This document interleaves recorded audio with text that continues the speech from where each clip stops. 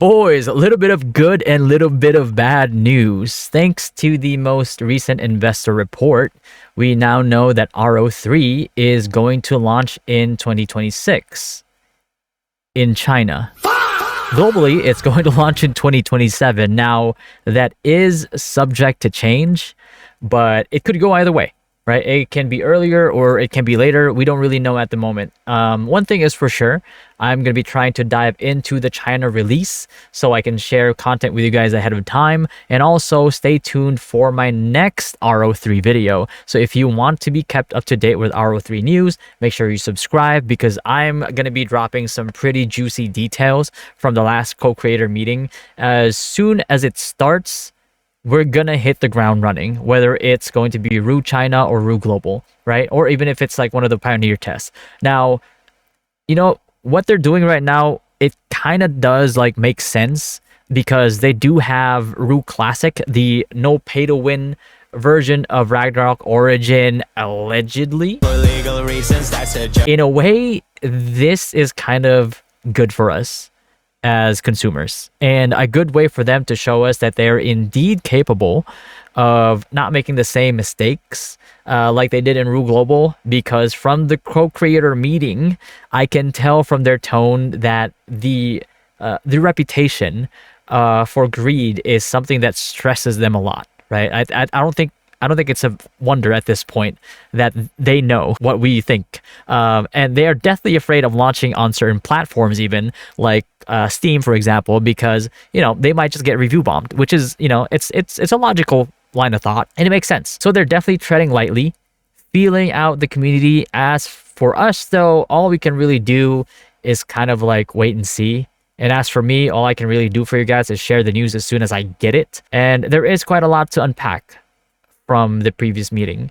Most of it really good so far.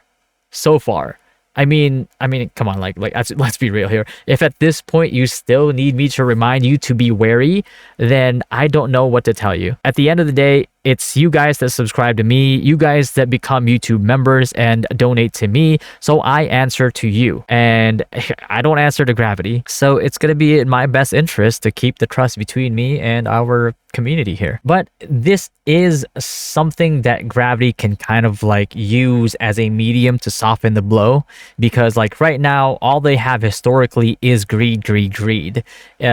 So maybe Rue Classic was a way of them kind of like showing like, hey guys, we actually can balance a game around something that is not pay to win. And that's something that's might be a very good move for them PR wise, and at very least proving to the community that, hey, we are capable of not over monetizing our game to the point where it doesn't even make sense to have any type of strategy or tactics or team composition, because like at the end of the day, money wins, right?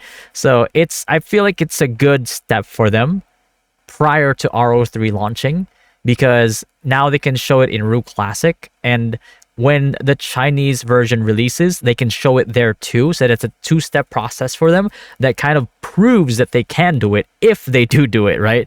So that way, that by the time that Rue or RO3 launches in global, then at the very least, people will have a better opinion of them, provided that they do the right thing when it comes to Rue Classic, provided that they do the right thing when it comes to the Chinese launch. Because if Rue Classic is pay to win and RO3 China is also incredibly pay to win, then it's goodbye global, right? For the most part.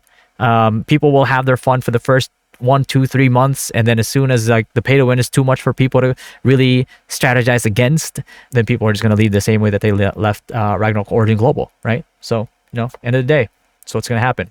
And I'll see you guys in the next video. Peace.